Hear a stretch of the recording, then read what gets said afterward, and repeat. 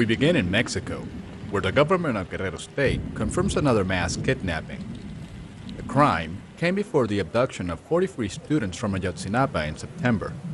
French TV channel France 24 broke the news Wednesday based on testimonies of various witnesses, including that of a mother of one of the victims. These 31 teenagers were allegedly kidnapped in July while leaving school. Witnesses say the kidnappers were wearing blue uniforms and driving a patrol car. The interim governor of Guerrero, Rogelio Ortega, accuses local officials of knowing about the incident and failing to denounce it.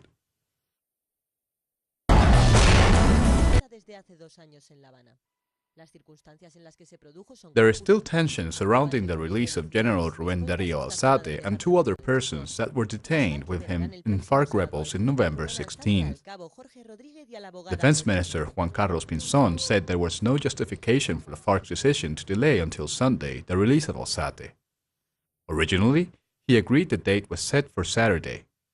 FARC leaders said the government was violating the agreement because military operations were still ongoing Thursday evening in the area where Alzate is to be freed. It's still unclear when the peace talks will be resumed.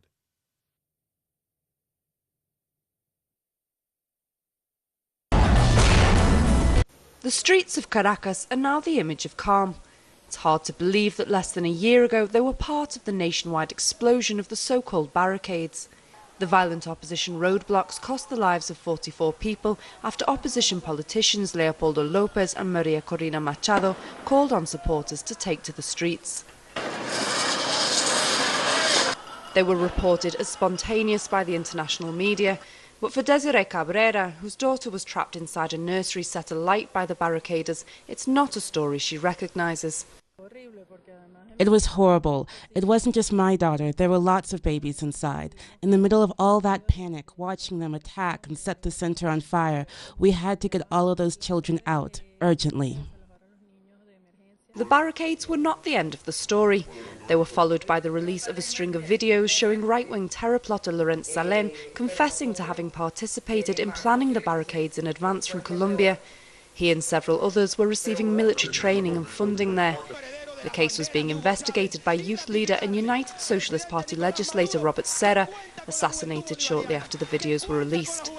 For Farid Freiha, author of the book Plan Barricade, 2014 has been marked by attempts to overthrow the government in a soft coup. Strategies which made way for sustained low-intensity action through civilian clashes, the introduction of paid mercenaries and groups into the country who began to generate violence in order to justify military intervention.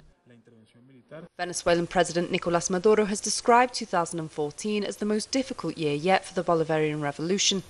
Yet the government appears to have weathered the storm. It hopes that 2015 will be a year of greater stability for the Bolivarian Republic. Rachel Boothroyd for Telesur in Caracas, Venezuela. And Hassan will actually declare this meeting open. We're going to hear then from the OPEC. While the price of oil continues to drop, OPEC representatives confirmed their decision not to cut production in order to bolster sagging prices. Prices are currently the lowest since 2010. This is despite calls from some members of the group to remove surplus crude from the market. The meeting of the Organization of the Petroleum Exporting Countries was one of the most closely watched in years, because the oil prices have sunk 30% since June due to the U.S. shale boom. Vice Prime Minister for Cooperations in his capacity as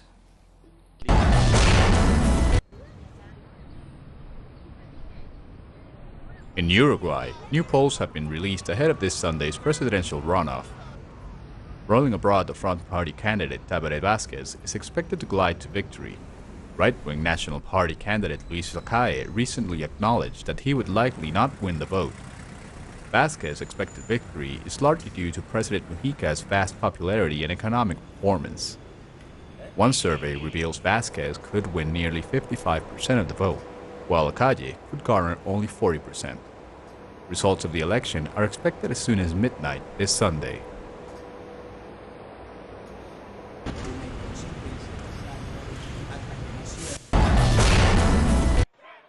A grand jury decision not to indict the police officer who shot and killed an unarmed teenager caused unrest and outrage in Ferguson.